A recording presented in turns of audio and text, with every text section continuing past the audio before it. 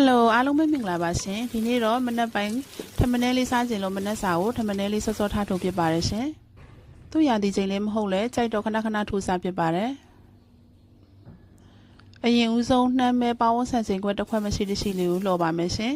လှော်ပြီးတော့ရင်သူ့ကိုဖယ်ထားပြလိုက်ပါမယ်ပြီးရင်အုံသီးကြော်ပါမယ်ရှင်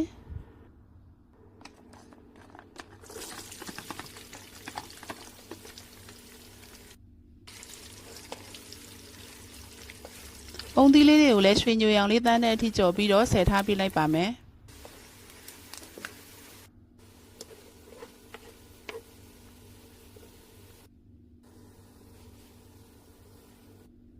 ပြီးရင်တော့ဂျင်းလေးတွေထည့်ကြော်ပါမယ်ရှင်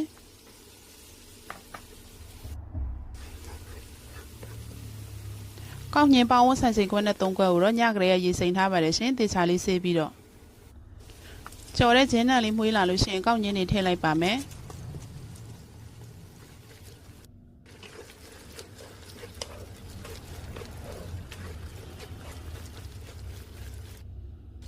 အရသာအတွက်တကြားထမင်းစားစုံနဲ့2စွန်းထည့်ပါတယ်ရှင်ပြီးရင်စားလေးထည့်ပေးပါမယ်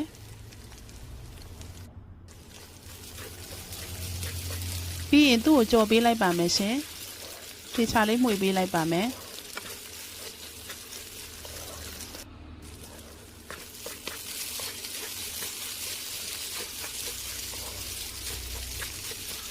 ကောင်းရင်အနံ့လေးတွေမှွေးလာတဲ့အထိကြော်ပေးလိုက်ပါမယ်ရှင်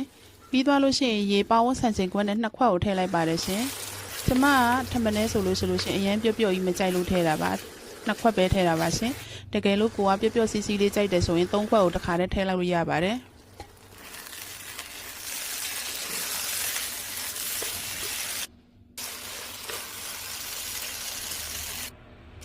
ရေနည်းနည်းလိုရေတဝက်ထပ်ထည့်ပါတယ်ရှင်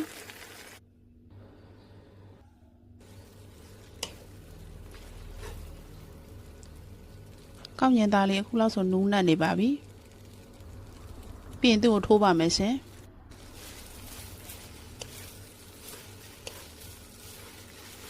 ထမင်းနဲ့ဆိုတအားပြော့ရင်မကြိုက်ဘူးအခုလိုမျိုးစီစီထွေးထွေးလေးပဲကြိုက်တယ်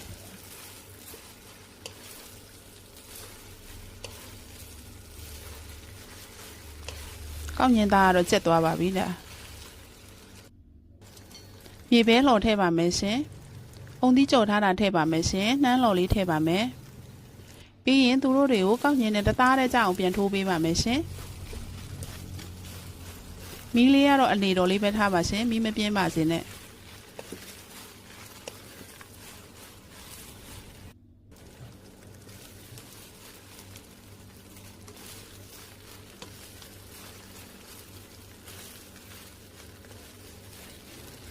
ဒီမှာစီကိုရှော့သုံးထားတာပါရှင်ကိုကနည်းနည်းစီများများလေးထည့်လို့ရှိရင်ပိုကောင်းပါတယ်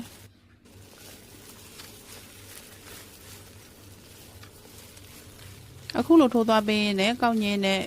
ခုနကမြေပဲတွေနဲ့တသားတည်းဖြစ်သွားတော့မှာပါရှင်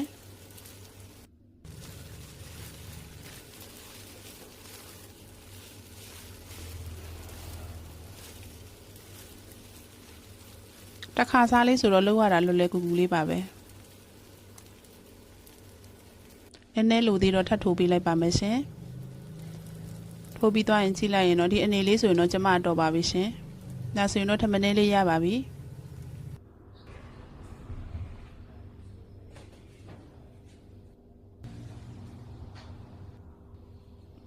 ကျေးဇူးပါရှင်